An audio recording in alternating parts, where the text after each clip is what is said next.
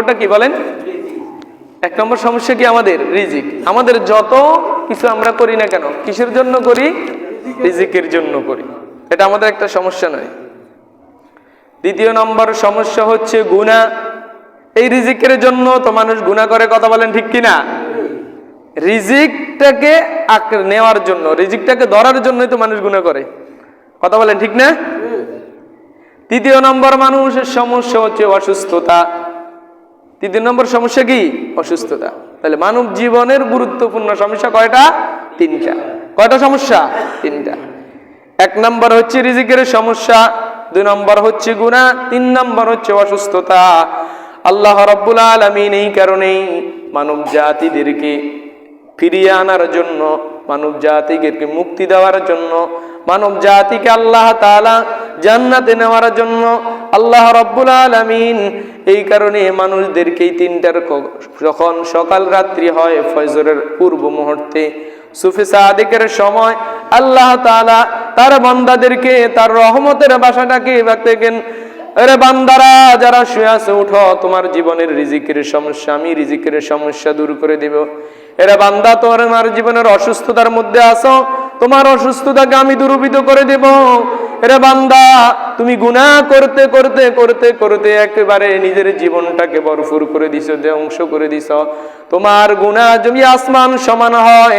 আমি আল্লাহ রাব্বুল আলামিনের দয়া মায়া, আমার আল্লাহ রাব্বুল আলামিনের দয়া মায়া আরশ আজিম পর্যন্ত তুমি উঠো বান্দা, আমার কাছে উঠে শুধু তুমি আমার কাছে বলো, আল্লাহ আমি গুনাহ করেছি, আল্লাহ আমার রিজিকের অভাবের মধ্যে আছি, আল্লাহ আমি অসুস্থতার মধ্যে আছি। সকাল রাত্রি উঠি যদি তুমি আমার কাছে তোমার এই সমস্যাগুলোকে উপস্থাপন করো, উঠিয়ে ধরো, আমি আল্লাহ রাব্বুল আলামিন তোমার জীবনের সকল সমস্যাগুলো সমাধান করে দেব। তুমি ঢুকো, আমাকে ডাকো, আমার জিকির করো। অথচ আমরা তো ঘুমাই থাকি, কথা বলেন ঠিক কিনা? ঠিক না? এই যে শীতের সময়, শীতের সময় যদিও শীত বেশি, কিন্তু এই শীতের রাত্রিগুলো ইবাদতের সুযোগ বেশি। তার কারণ কি? তার কারণ হচ্ছে শীতের রাত্রে রাতটা একটু বড় হয়, অনেক বেশি বড় হয়, কথা বলেন ঠিক না? রাত বড় না এখন আস্তে আস্তে কমতেছে দিন।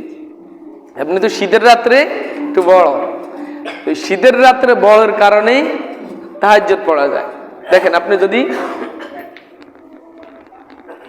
7টা বাজে, 7:30টায় এশার নামাজ, 7:30টা ধরে একেবারে 5টা পর্যন্ত হিসাব করেন। ফজরের নামাজ 6টা পর্যন্ত হিসাব করেন, কতটুকু, কয় ঘন্টা? এর মধ্যে যদি আপনি 4টা বাজে উঠি যান, তাহলে তাহাজ্জুদ পড়ার সুযোগ আছে না? ঘুম পুরি যায়। একজন মানুষ 6 ঘন্টা 5 ঘন্টা ঘুম গেলেই এনাফ সুস্থ থাকার জন্য। একজন মানুষ সুস্থ থাকার জন্য 5 থেকে 6 ঘন্টা ঘুম গেলেই তার শরীর সুস্থ থাকে। কিন্তু আমাদের সমস্যা হচ্ছে আমরা তো শুধু ল্যাপ মুছড়ি, কম্বল মুছড়ি, কথা বলেন ঠিক কিনা? ঠান্ডা ঠান্ডা ঠান্ডা।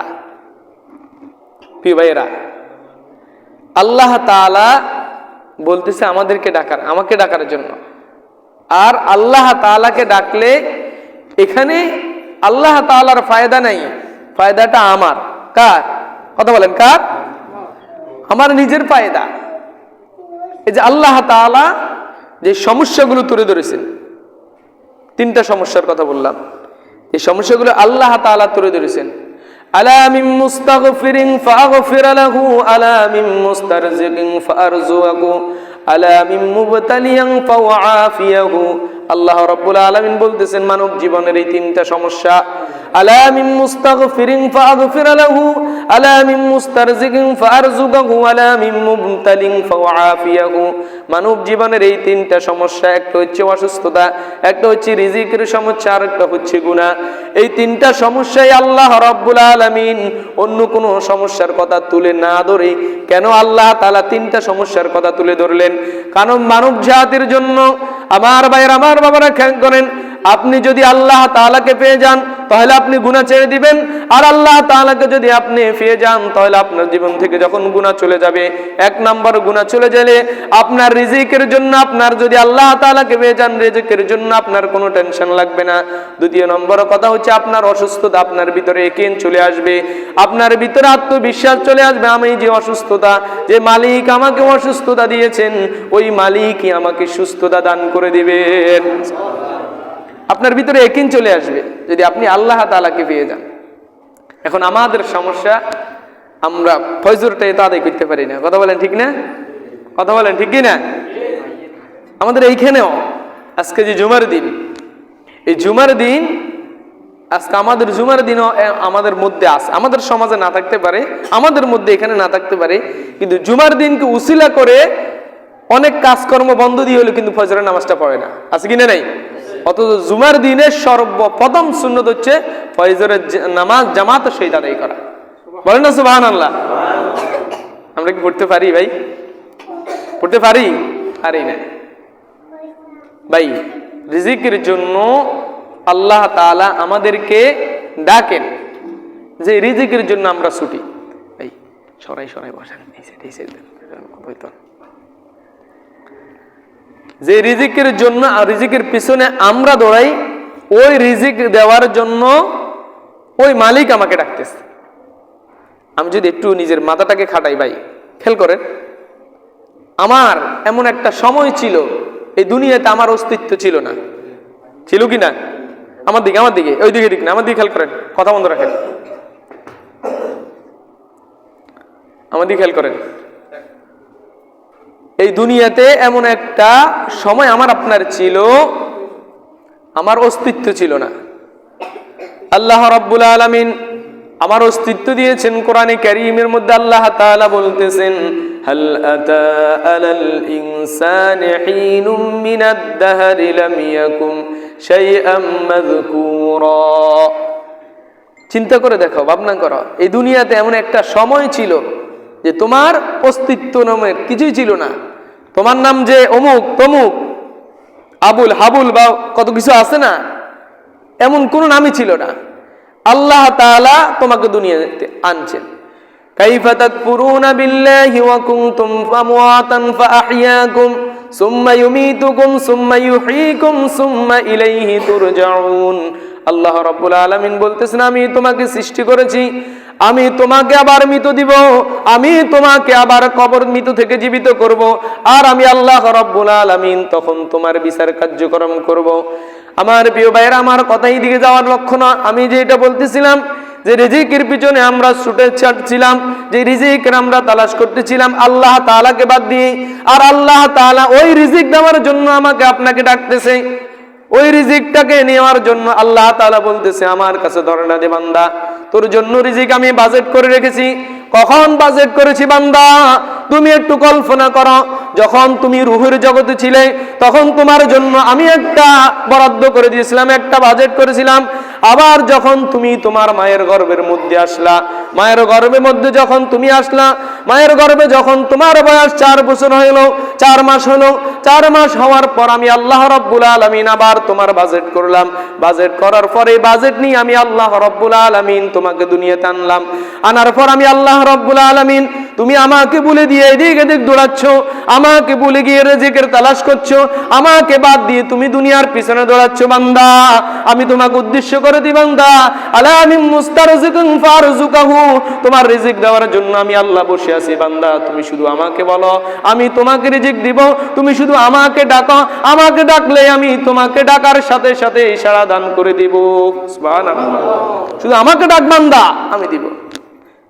আমাকে শুধু ডাকো, আমার কাছে শুধু চাও বান্দা, আমি রিজিক নিয়ে তোমার জন্যই তো বসে আছি বান্দা। এখন বান্দা আল্লাহর কাছে ধরনা দিতে কি রাজি নেই? বান্দা আল্লাহর কাছে ধরনা দিতে ইচ্ছা করে না। বান্দা বান্দার লাইনে চলতেছে। বান্দার নফস বান্দাকে যেভাবে পরিচালিত করে, বান্দা ওইভাবে পরিচালিত হচ্ছে। নাউজুবিল্লাহি মিন যালিক। প্রিয় ভাইরা, একজন মুমিন, একজন ইমানদার, একজন মুসলমান, আমরাই মুমিন, আমরাই ইমানদার, আমরাই মুসলমান। কথা বলেন ঠিক কিনা? আমরাই মুমিন, আমরাই মুসলমান।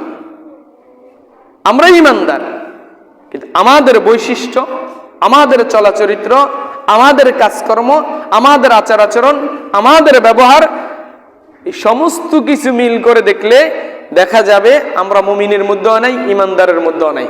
কথা বলে ঠিক না? যে একজন মুমিন, যে একজন ইমানদার, যে মালিক তাকে এত রহমতের কুল দিয়ে, এত আকৃতি দিয়ে, এত সুন্দর কাঠামো দিয়ে, এত কিছু দিয়ে বানিয়ে দুনিয়ার জমিনের মধ্যে ফাটানোর পর ওই মালিককে যে বান্দা বিদ্যাঙ্গুলি প্রদর্শন করে, এ কি আর ইমানদার থাকে? তার ভিতরে কি ইমান থাকে? তাকে কি মুমিনের সার্টিফিকেট দেওয়া যায়? আমার প্রিয় ভাইরা, রাসূল সাল্লাল্লাহু আলাইহি ওয়াসাল্লাম হাদিস শরীফের মধ্যে আমাদেরকে উদ্দেশ্য করে বলতেছেন, যারা নাকি সকাল সন্ধ্যায় মসজিদে আসা যাওয়া করে আল্লাহর জিকিরের জন্য, আল্লাহর জিকিরের জন্য, যারা সকাল সন্ধ্যা মসজিদে আসা যাওয়া করে নামাজের জন্য, আল্লাহর হাবিব সাল্লাল্লাহু আলাইহি ওয়াসাল্লাম বললেন তাদেরকে মুমিনের সার্টিফিকেট দিয়ে দাও। সুবহানাল্লাহ, মুমিনের সার্টিফিকেট দিয়ে দাও। সুবহানাল্লাহ, এটা আমাদের জন্য সুসংবাদ। কিন্তু আমরা আমাদের এই সুসংবাদটাকে পর্যন্ত কাজে লাগাইতে পারি না। কথা বলেন ঠিক কিনা? আমাদের সুসংবাদটাকে আমরা কাজে লাগাইতে পারি না। আমরা দুঃসংবাদের দিকে দৌড়াই, যেদিকে গেলে আমাদের জাহান্নাম অবধারিত, যেদিকে গেলে আমাদের জন্য আযাব অবধারিত, যেদিকে গেলে আমরা আল্লাহ তাআলাকে হারাবো, দুনিয়াও হারাই আখিরাতে, আমরা ওই দিকে দৌড়াই। প্রিয় ভাইরা, আমি বলতেছিলাম কোরআনে কারীমের এখানে আয়াতের কথা থেকে কথাগুলো আসছে। ওমান আরাদা আন যিকরি ফাইন্না লাহু মাঈশাতান দানকা। আল্লাহ তাআলা বলছেন যারা আমার থেকে, আমার জিকির থেকে মুখ ফিরিয়ে নিবে, সর্বপ্রথম আমি তাদের জীবনকে সংকীর্ণ করে দেব। প্রিয় ভাইরা, আল্লাহ তাআলা যদি আমার আপনার জীবনটাকে সংকীর্ণ করে দেয়, সংকীর্ণ তো বুঝেন, অভাব অনটন লেগেই থাকে, আছে কিনা নাই? রিজিকের অভাব, অভাবে শেষ হয় না, অসুস্থতাই শেষ হয় না, আছে না? সমস্যাগুলো আছে না নাই? তা তো আছেই। তার মধ্যে আল্লাহ তাআলা আপনার উপর অসন্তুষ্ট হয়ে থাকবে, আল্লাহ তাআলার রহমতের দৃষ্টি আপনার থেকে চলে যাবে। এর থেকে বড় অসন্তুষ্টতা আর কি, সংকীর্ণতা আর কি? আল্লাহ রাব্বুল আলামিনের জিকির থেকে যারা মুখ ফিরিয়ে নিবে, আল্লাহ তাআলা তাদের জীবনকে সংকীর্ণ করবেন। এক। দ্বিতীয় নম্বর অপশন আরো ভয়াবহ। আল্লাহ তাআলা এইটা বলে ক্ষমা দেন নাই, আল্লাহ তাআলা বলতেছেন ওয়ানাহশুরুহু ইয়াউমাল কিয়ামাতি আমা। আল্লাহু আকবার। আল্লাহ তাআলা বলতেছেন কিয়ামতের ময়দানে আল্লাহ রাব্বুল আলামিন ওই বান্দা বান্দীদেরকে অন্ধ করে তুলবেন। নাউজুবিল্লাহ। কিয়ামতের ময়দানে আল্লাহ তাআলা তাদেরকে অন্ধ করে তুলবেন। ভাই আজকে এখন আমার শরীরের শক্তি আছে, আমার নফস আমাকে পরিচালিত করে, আমি চলতেছি, কিন্তু কিয়ামতের একটা ময়দান আমাদের সামনে আছে, আছে কিনা নেই? মৃত্যুর পর পরবর্তী একটা স্থান আমাদের জন্য অবধারিত, স্থানে আমাকে আপনাকে উপস্থিত হতে হবে। ওইখানে আমার শরীরের জোরও চলবে না, গায়ের জোরও চলবে না, কোন রকমের কোনো আরজিও চলবে না, কোন সুপারিশ চলবে না, পক্ষে কথা বলার জন্য কেউ চলবে না, আপন লোক কেউ থাকবে না। ওইখানেই আপনাকে উপস্থিত হতে হবে, আর আল্লাহ তাআলা ওইখানে আপনাকে অন্ধ করে তুলবে। শুধু আল্লাহ তাআলার বিধানকে, আল্লাহ তাআলার জিকিরকে যদি আপনি বিদ্যাঙ্গুলি প্রদর্শন করেন। এখন ভাই বলতেছিলাম, এখন আমার আপনার কাজ, আমি পরিশুদ্ধ হব তো ইনশাআল্লাহ? কথা বলেন, হবে তো ইনশাআল্লাহ? যে মাসটি আমাদের মধ্যে রজব মাস, রজব মাস আমলের মাস ভাই, সম্মানিত মাস। আমি আপনি এখন থেকে আমরা এরাদা করি, আমরা আমাদের বুকে হাত রেখে বলি আমরা পরিশুদ্ধ হব ভাই। এখন থেকে, আজ থেকে আমরা আর গুনার কাজ করব না, আমরা আল্লাহ তাআলার বিধান ছাড়বো না, আল্লাহ তাআলার জিকির থেকে দূরে থাকবো না। পারবো না ভাই? পারবো না? এ ভাই, কবর আমাকে আপনাকে উভয়কে যেতে হবে। কবরটা এমন একটি গর্ত, এমন একটি ফাঁদ, এখানে আপনাকে বাঁচানোর জন্য কেউ থাকবে না। এখানে কোনো আপনার যে এখন যুবক, এ বাচ্চা, এ মুরব্বী, এর বয়স কম, এমন নয়। মৃত্যু যে কোনো সময় চলে আসবে, আল্লাহ তাআলা হুকুম দিবে আপনাকে আজরাইল জ্বলে নিয়ে যাবে, ব্যাস আপনার খেলা শেষ দুনিয়ার। কয়দিন খেলবেন, কয়দিন জোর দেখাবেন? কোনো জোর, কোনো শক্তি কোনো কাজে আসবে না আল্লাহ তাআলার কাছে। ইন্না বাতশা রাব্বিকা লাশাদীদ। প্রিয় ভাইরা, আমরা 5 ওয়াক্ত নামাজ পড়বো ইনশাআল্লাহ। আল্লাহ তাআলার বিধানকে আল্লাহ তাআলা যেন আমাদেরকে ধরার মতো তৌফিক দান করে, বলে আমিন। আল্লাহ তাআলা যেন কিয়ামতের ময়দানে আমাদেরকে অন্ধ করে না তুলে। আল্লাহ তাআলা সেই তৌফিক অনুযায়ী আমাদেরকে আমল করার তৌফিক দান করুক। আমি বলতেছিলাম মানব জীবনের সমস্যা 3টা। কয়টা? 3টা সমস্যা। 1 নম্বর রিজিকের সমস্যা, 2 নম্বর অসুস্থতা, 3 নম্বর হচ্ছে গুনাহ।